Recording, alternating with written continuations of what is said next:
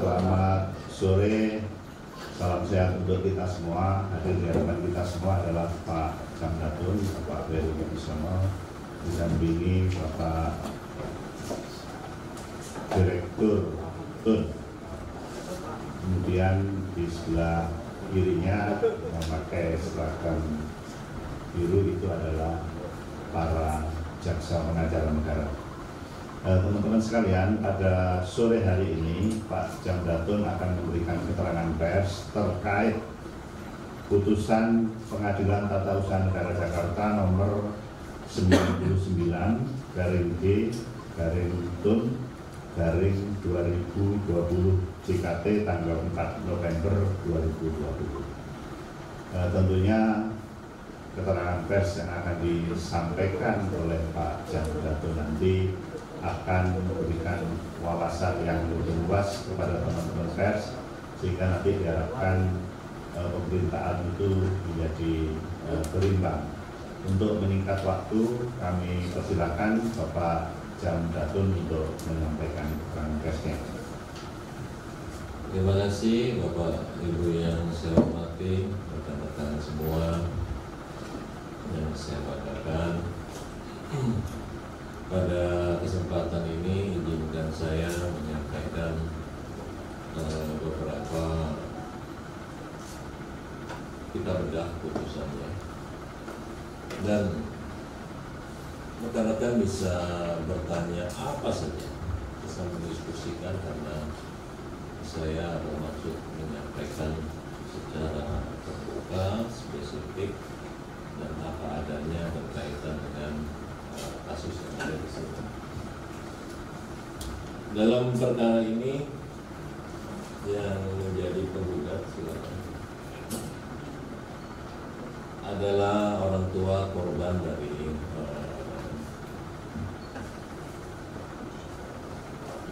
Bernardus dari Harimau Mayor Kumawan dan Yudhat. Yang menjadi tergugat adalah Pak.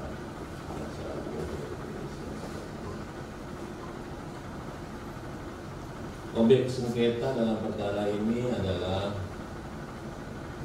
penggugat menyampaikan, orang tua kedua korban menyampaikan bahwa terkait dengan penyampaian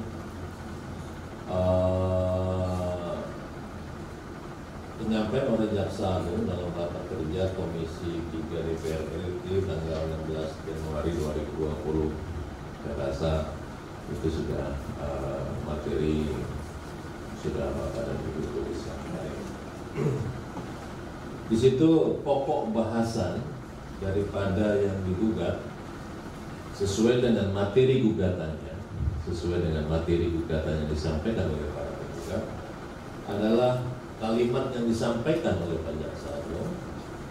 Dalam gugatan disampaikan kalimatnya adalah peristiwa Semanggi 1 dan Semanggi 2 yang sudah ada hasil rapat paripurna DPR RI menyatakan bahwa peristiwa tersebut bukan pelanggaran HAM berat.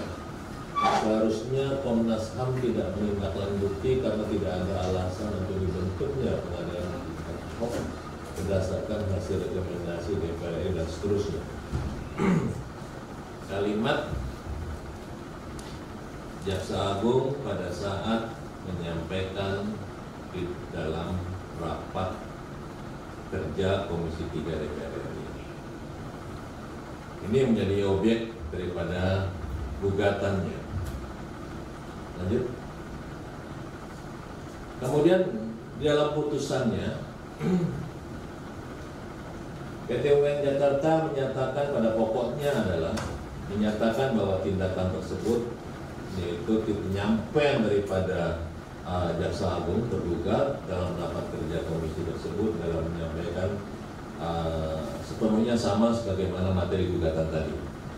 Di situ Bapak dan Ibu melihat bahwa di situ ada kalimat yang ada di dalam gugatan, objek sengketanya, dan kemudian muncul di dalam putusannya. Di situ ada kalimat seharusnya Komnas HAM tidak menindaklanjuti karena tidak ada alasan dibentuknya pengadilan ad hoc dan seterusnya itu ya. Nah, Dalam slide selanjutnya,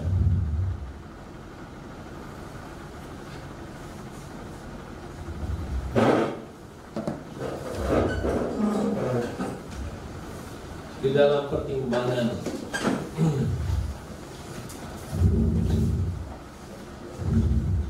dalam pertimbangan Hakim PT UN Jakarta, kami melihat bahwa banyak sekali kekeliruan di dalam putusan tersebut. Yang pertama adalah berkaitan dengan tindakan Jaksa Agung yang menginformasikan dalam rapat kerja tersebut dipandang sebagai merupakan suatu perbuatan konkret dalam penyelenggaraan pemerintahan. Karena saya jelaskan, dalam pengadilan, dalam objek sengketa TUN, yang pertama adalah keputusan TUN, yang kedua sejak dari Undang-Undang Administrasi Pemerintahan, kemudian ditindaklanjuti dengan Perma. Di situ menyebutkan bahwa objek daripada sengketa TUN bukan hanya keputusan TUN saja, tetapi juga meliputi tindakan pemerintah. Jadi di sini tindakan Jaksa Agung yang menginformasikan itu dikualifikasikan menjadi topik bahwa itu adalah merupakan objek gugatan TUN. Tindakan Jaksa Agung yang menginformasikan di komisi di rapat kerja tersebut masuk sebagai tindakan, walaupun itu ucapan. Kami berpandangan bahwa sesungguhnya menurut kategori yang ada, bahwa tindakan ucapan tersebut bukan merupakan kategori sebagai tindakan pemerintah dalam penyelenggaraan pemerintahan. Lanjut slide berikutnya. Kita lihat di sini.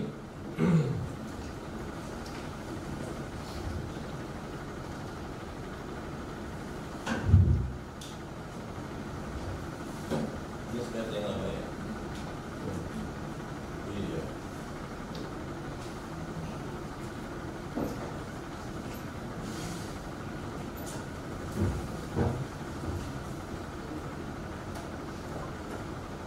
Ada beberapa slide yang lama.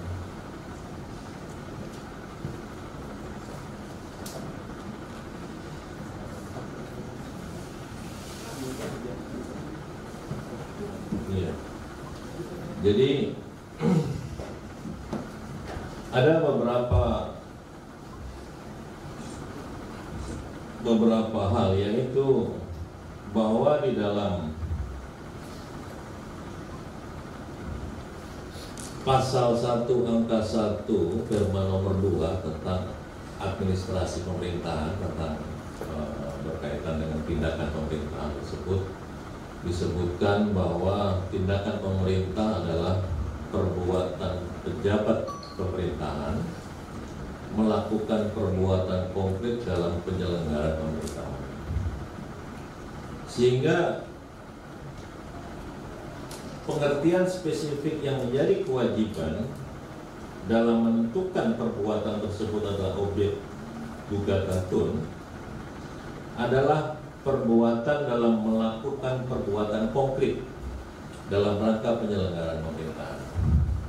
Sedangkan ucapan pernyataan Jaksa Agung di dalam rapat kerja Komisi 3 tersebut adalah pemberian informasi, bukan satu tindakan dalam rangka penyelenggaraan pemerintahan. Tindakan Pak Jaksa Agung dalam rangka penyelenggaraan pemerintahan antara lain terkait dengan penanganan perkara, tindakan untuk memproses penanganan perkara, tindakan untuk tahapan memproses penanganan perkara termasuk P19 atau P21 mengembalikan, itu tindakan pemerintah.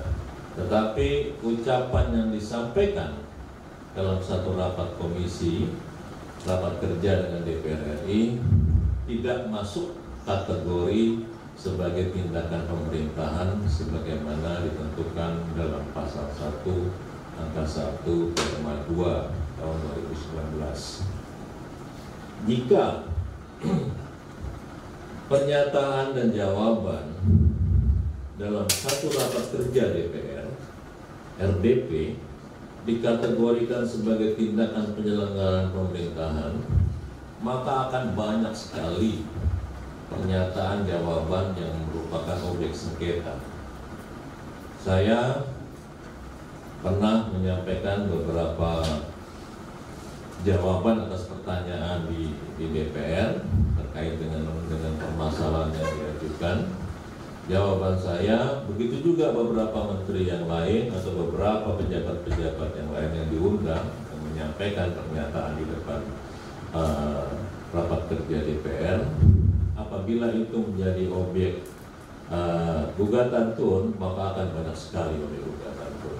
Sementara kualifikasi yang ditetapkan dalam undang-undang adalah bahwa yang dimaksud dengan tindakan pemerintahan di situ adalah perbuatan konkret dalam rangka penyelenggaraan pemerintahan.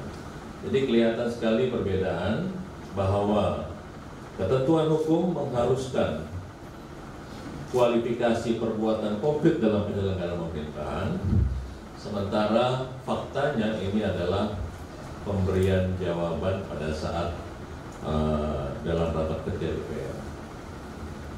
Lanjut mungkin. Kemudian dalam satu perkara tun, baik perdata, baik tun maupun uji material di Mahkamah Agung, maka maupun di Mahkamah Konstitusi, maka setiap orang boleh melakukan gugatan, setiap orang boleh mengajukan gugatan.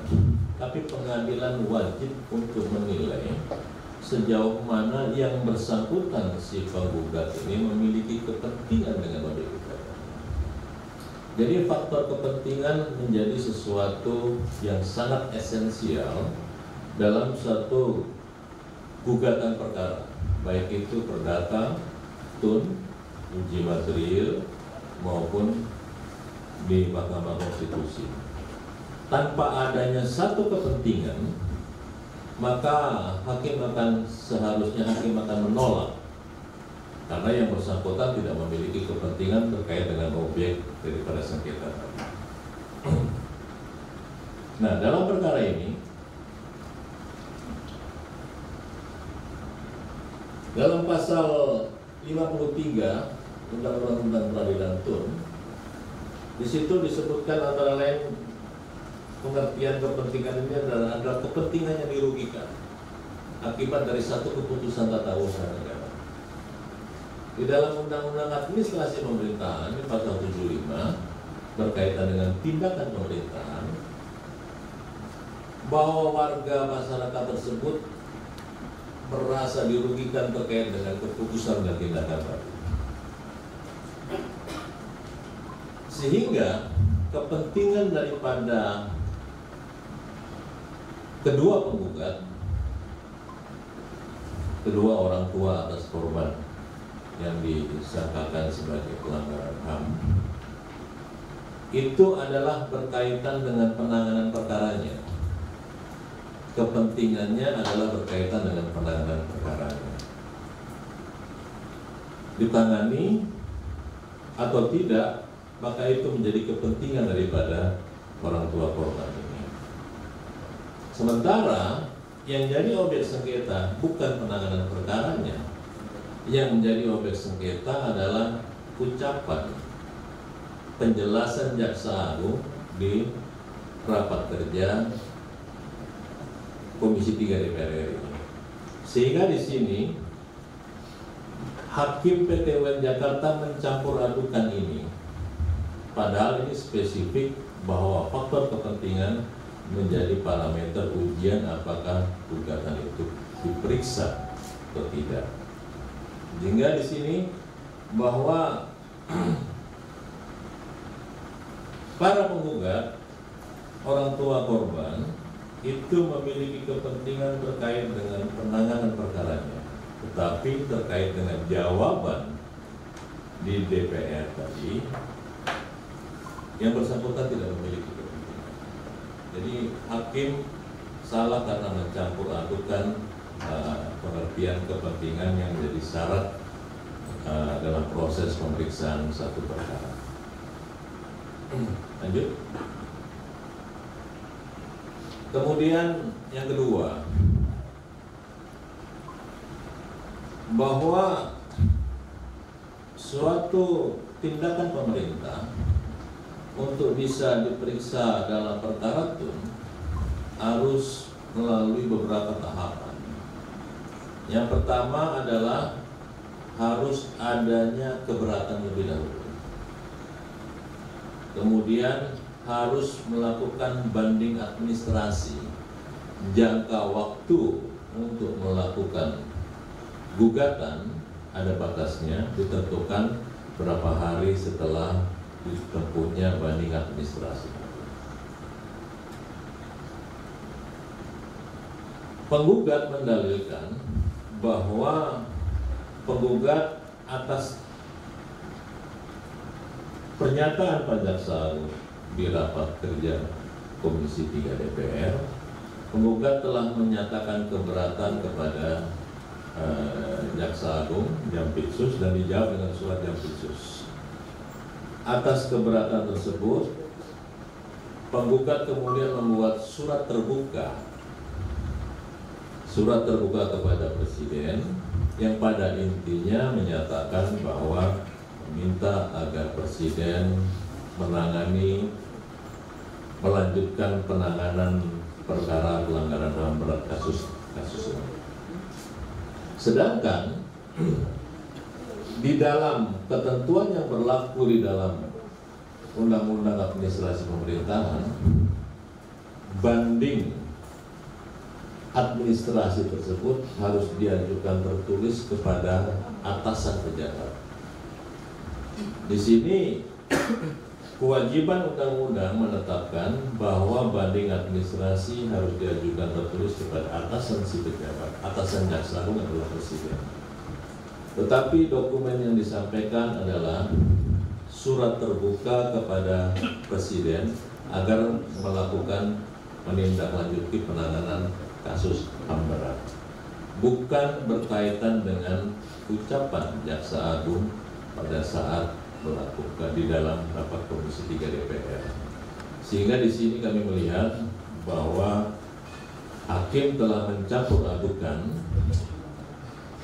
dan melanggar ketentuan yang berlaku di dalam pasal 78 ayat 2, karena surat terbuka ini untuk meminta agar Presiden melakukan menindaklanjuti penanganan kasus-kasus HAM berat seluruhnya bukan merupakan kategori banding administrasi atas ucapan Jaksa Agung di rapat Komisi 3 DPR sebagaimana disyaratkan dalam pasal 78 ayat 2 Undang-Undang 30 tahun 2014. Dan di dalam putusan juga di samping mencampur adukan terkait dengan kualifikasi banding administrasi ini, PT UN Jakarta juga telah mengabaikan adanya alat bukti dari seorang ahli yang disampaikan yang dengan jelas menyatakan bahwa surat terbuka tidak dapat dikategorikan sebagai banding administratif. Walaupun merupakan kewenangan hakim untuk menilai berkaitan dengan keterangan ahli, namun demikian hakim berkewajiban untuk melakukan penilaian terkait dengan alat bukti keterangan ahli tadi. Tetapi PT UN Jakarta tidak melakukan penilaian berkaitan dengan alat bukti ini, sehingga di samping mencampur adukan terkait dengan ketentuan banding administrasi yang tidak sesuai dengan ketentuan yang berlaku terkait dengan hal ini, PT UN Jakarta juga telah mengabaikan alat bukti yang seharusnya dipertimbangkan. Lanjut.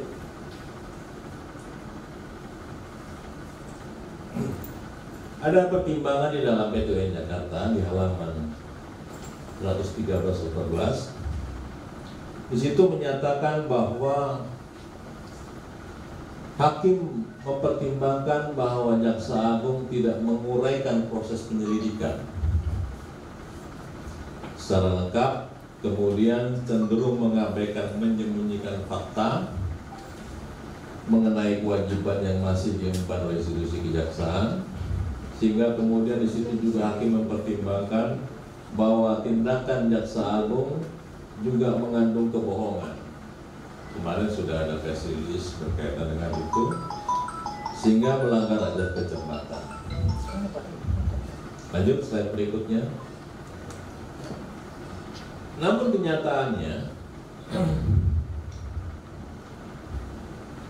PT UN Jakarta telah mengabaikan alat bukti yang sangat penting, yaitu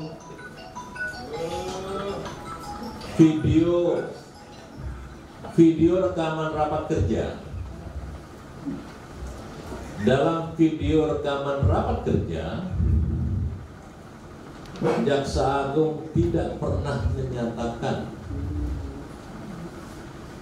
kalimat seharusnya Komnas HAM tidak menindaklanjuti dan seterusnya tadi.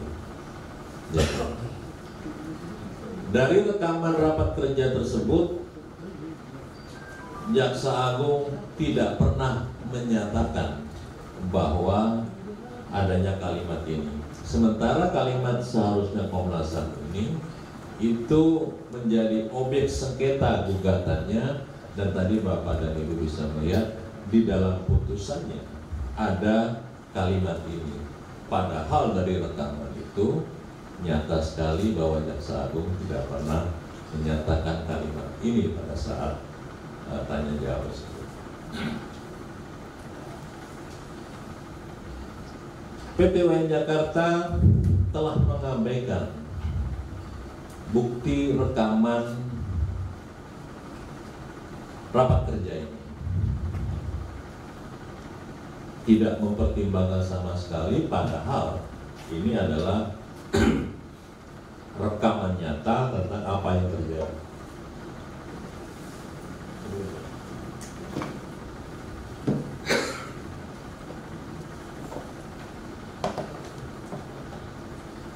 Dalam rekaman tersebut, Jaksa Agung juga sudah menjelaskan, telah menguraikan, menjelaskan tentang proses penyelidikan, kendala dan penyebab bolak-baliknya berkas perkara antara Komnas HAM dan Kejaksaan. Sehingga di sini tidak ada Jaksa Agung menyembunyikan fakta-fakta sebagaimana yang dipertimbangkan dalam majelis hakim tadi.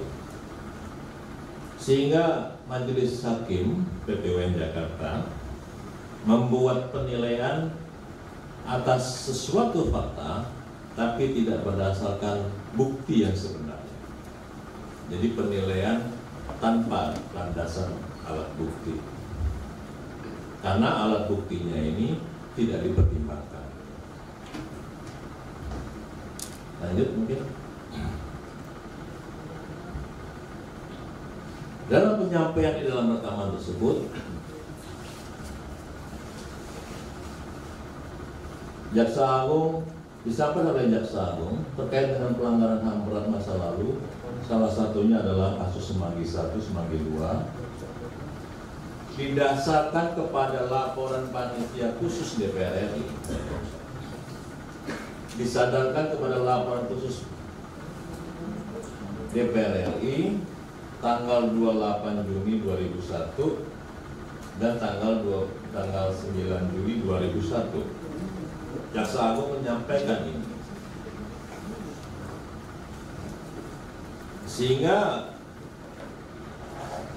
penyembunyian fakta, kebohongan itu tidak ada apabila pengadilan melihat kepada bukti rekaman itu. Tetapi PT UN Jakarta tidak mau melihat bukti rekaman itu.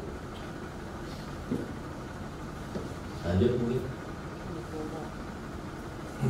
Di samping itu PT UN Jakarta juga melanggar beberapa ketentuan yang diwajibkan.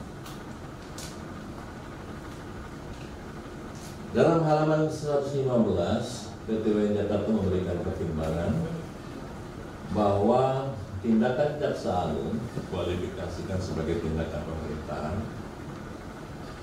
Ucapan Jaksa Agung di DPR RI yang dikualifikasikan sebagai tindakan pemerintahan adalah catat substansi karena pernyataan tersebut tidak sesuai dengan fakta sebenarnya. Dalam membuat satu penilaian tentang perbuatan terbukti atau tidak, maka hakim berkewajiban untuk menjelaskan peraturan mana yang dilanggar dalam catat substansi tersebut. Tetapi hakim tidak menunjukkan peraturan mana yang dilanggar dalam catat tersebut karena memang tidak ada peraturan yang dilanggar di situ. Jadi hakim memformulasikan berdasarkan keyakinannya saja tanpa bukti, alat bukti yang memadai, dan kemudian lalai tidak melaksanakan kewajibannya membuat pertimbangan yang benar berkaitan dengan perbuatan pelanggaran hukum mana yang dilanggar oleh Jaksa Agung sehingga dikategorikan sebagai catat substansi. Lanjut. Catat substansi muncul dalam pasal 52 Undang-Undang Administrasi Pemerintahan.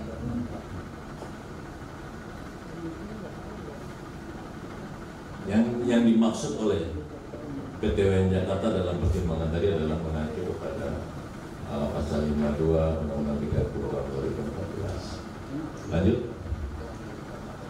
Bis. Bapak dan Ibu sekalian, melihat pada banyaknya kesalahan-kesalahan yang dilakukan oleh PT UN Jakarta dalam memeriksa dan mengadili perkara ini, banyaknya kewajiban pemeriksaan alat bukti yang tidak dilakukan oleh pengadilan PT UN Jakarta, dan banyaknya kesimpulan-kesimpulan yang dibuat tidak berdasarkan kepada alat bukti yang ada, maka kami mempersiapkan diri bahwa putusan ini adalah putusan yang tidak benar dan kami harus melakukan banding atas satu putusan yang tidak benar, yang tidak berdasarkan kepada hukum acara yang seharusnya dilaksanakan. Kira-kira gambarannya seperti itu. Bapak dan Ibu, rekan-rekan, adik-adik, silakan bertanya apapun dan saya akan jelaskan apapun. Kebetulan ada tim pengacara negaranya sehingga mereka lebih detail bisa melihat berkaitan dengan proses persidangan. Sementara demikian, Pak Kapus Penkum, terima kasih atas waktu dan kesempatannya. Baik, terima kasih Pak Jamdatun. Saya kira teman-teman semua tadi sudah menyimak.